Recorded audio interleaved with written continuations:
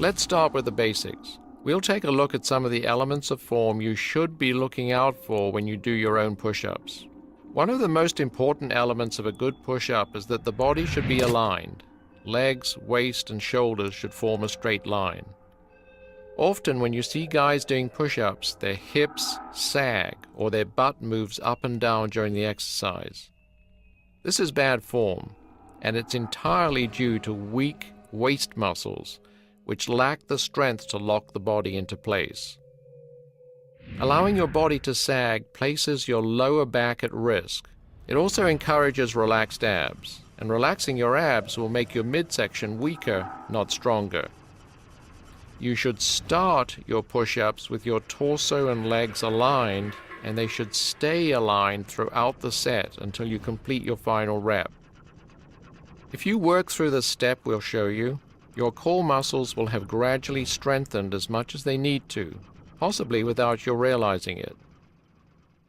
Body weight work is efficient because it tends to work the entire muscular system as an integrated unit, as nature intended. Push-ups are no exception. When you do push-ups, you get a fantastic core and waist workout automatically and for free. Keeping aligned works not only the core, but the legs and the deep muscles of the trunk. So set yourself in concrete. Another tip that tends to facilitate good spinal and hip positioning during push-ups is to look straight ahead of yourself or slightly up. But this isn't absolutely necessary.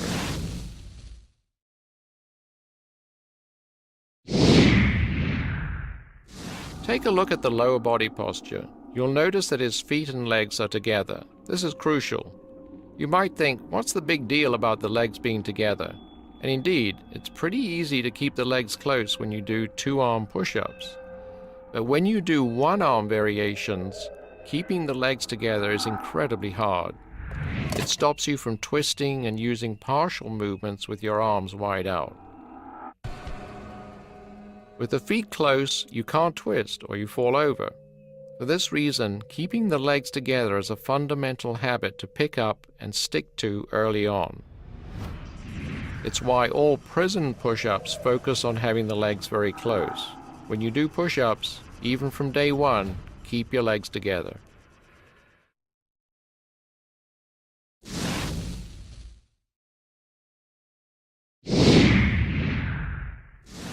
We've looked at the legs. Now let's consider the hands. As to hand placement, some guys like to do their push-ups on their knuckles, like a boxer. This really isn't necessary, but is acceptable if you have a wrist injury and doing push-ups off your palms is painful. Some people also do strange things like push-ups off the back of their wrists. Avoid anything like this. Palms down is the classical way to do push-ups. It's how soldiers and sportsmen have done push-ups for thousands of years, and it's still the best way. Also avoid those push-up handles you can buy. Guys who regularly do bench presses and military presses with bars are inevitably plagued by elbow and forearm injuries. This is due to the pressing action while gripping. Pressing off a flat palm is far more natural and allows forces to be distributed through the forearm in a much healthier way. When you push, try to spread your weight through the entire hand, not just the palm heel, but the fingers and thumb too. This will strengthen the tendons of your hands. Strong hands and fingers are a crucial element of functional strength.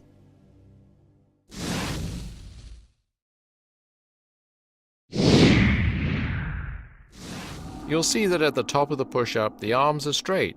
We often talk about locking the arms at the top of a push-up, but this is not quite right. You should avoid fully locking your elbows at the top to steer clear of hyperextending the joint or irritating delicate soft tissues in between the joints, such as bursae. Instead of fully locking at the top of a push-up, just keep your elbows a little way off fully extended under weight. This may only be a fraction of an inch, but once you have some experience with push-ups, you'll understand what I mean. Not fully extending the elbows is sometimes called keeping your arms soft. This subtle difference may not even be discernible to the casual observer, but it's a definite skill you should seek to cultivate throughout all your push-up training, no matter what particular step you are working with.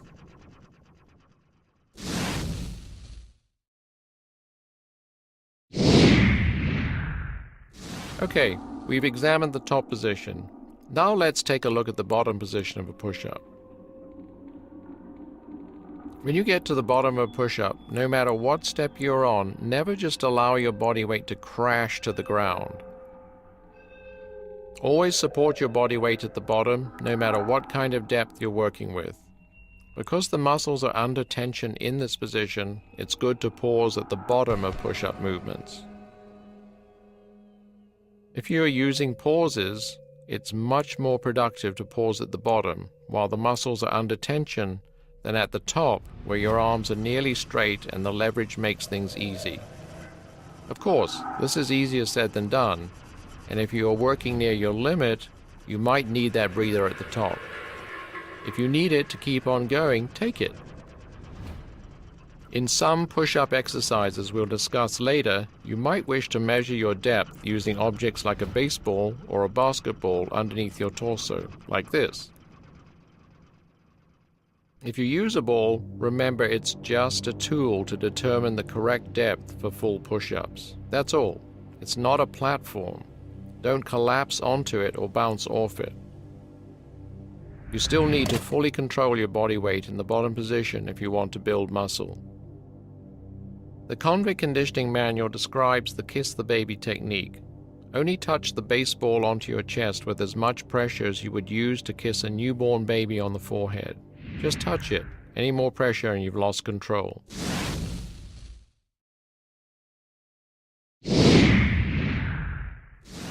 Okay, that's some thoughts on the static elements of form, the posture and top and bottom points.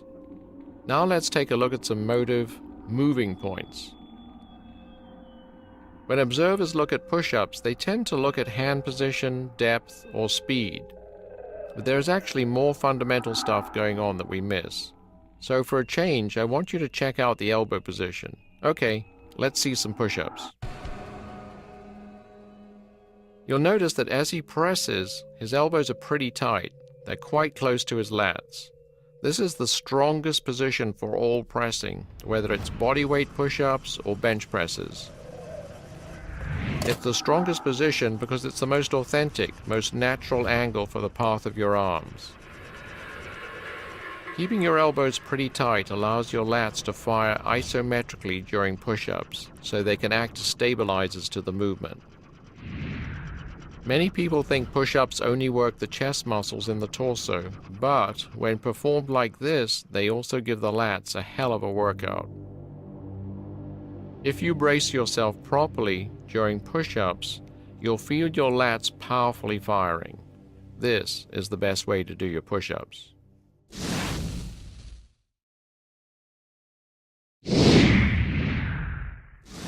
These days, you increasingly see guys doing push-ups with wide hand spacing, way beyond the line of the shoulders. This is done in a misguided attempt to keep the elbows forced out. The trend to keep your elbows wide during push-ups is really a bodybuilding thing, intended to artificially isolate the pectorals. Using a wide hand position to work the pecs is another mistake. Your pecs are very strong. They're already the strong link in the push-up movement. Your strength in pressing isn't limited by your chest, but by your shoulders and triceps. Trying to artificially shift more emphasis onto your pecs will only increase this differential.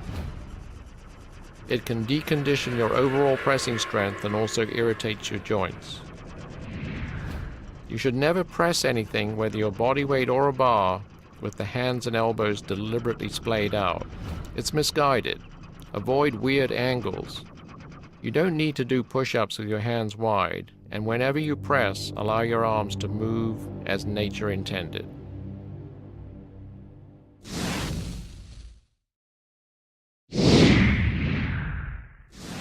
The phrase power breathing means a lot of different things to different people. Let's keep it simple. In bodyweight terms, Power breathing means synchronizing your breathing with your body movement to maximize your strength and stamina output. Generally speaking, this means inhaling as you perform the negative phase of a movement and exhaling as you perform the positive. Breathe in on the way down, breathe out on the way up. Taking in air before you put out effort helps you gather psychological impetus. Exhaling as you put out effort helps you to focus and increases your strength. As far as push-ups and pressing goes, having a chest full of air before you push sets your rib cage and clavicles and acts like a pneumatic cushion, giving you up to 10% more pushing power. Remember this during those last struggling reps of a set of push-ups. Air is your friend. Let's see this work in motion. If you need to take extra breaths, just do it. Some guys hiss, some grunt, some don't. It doesn't really matter. Find out what works for you. Don't get too hung up on strange breathing habits or techniques. If a way of breathing seems wrong, it probably is.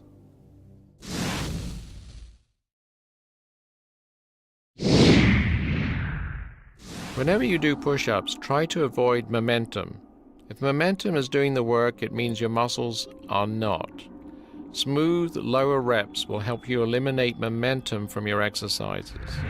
2 seconds down and 2 up with a pause at the bottom is a great rule of thumb. It strengthens the joints, increases intensity, and really turns up the heat on your muscles. Let's see what this kind of pace actually looks like. I advise everyone to try to keep this kind of smooth, slow pace for at least the first 3 steps of each series. If you've got the stones, try to keep the smooth movements for steps 4 through 6 also. But reality check. The harder your exercises become, the less easy this kind of focused pace is. You'll find a little more aggression, speed, and thrust creeping into your exercises. Nobody ever did a one-arm handstand push-up in super slow motion. So easing up and going a little faster as you progress is not always a bad thing. Just be prudent and apply body wisdom. If you are strong enough to use smooth reps, do so. At some point in your training, you might want to add explosive movements like plyometric clapping push-ups. We'll show you some of these later in the DVD. That's fine for training variety and a nice change of pace, but make sure the bulk of your strength is built using great control.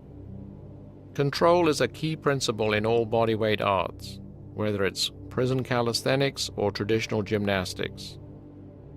Strength is your base, and it should be synonymous with control in your mind. Strength is control.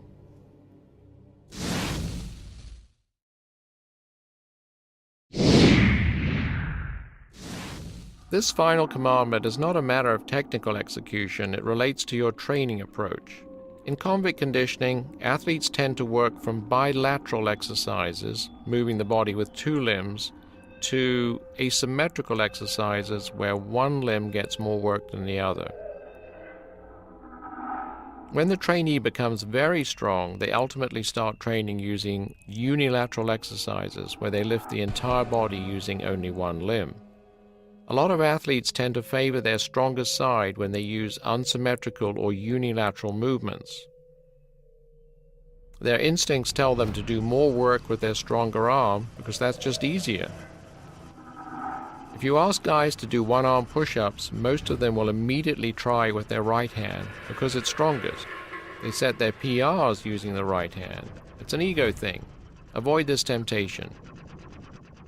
If you give in to working your strongest side hardest, you'll increase any strength disparities inherent in your system. Your strongest arm will get much stronger and your weaker side won't be able to keep up. This is a bad thing. Remember that a system, whether a chain, a complex piece of engineering, or the human muscular system, is only as strong as its weakest link. Fortunately, there is an easy technique called symmetrical capping you can use to make sure your strength begins to become balanced. On all uneven or unilateral exercises, always start your workout with your weakest arm. Note the number of reps you do with that arm. Then, when you switch to doing the same exercise with your stronger arm, perform the same amount of reps but no more. Never do any more reps with your strongest arm than you can do with your weakest. Resist the temptation to do more work on your strongest side. If you train this way, eventually your weakest side will begin to catch up and you'll iron out any strength imbalances. Symmetrical capping is a great approach you can use for pretty much any exercise to work through any weak areas in your body.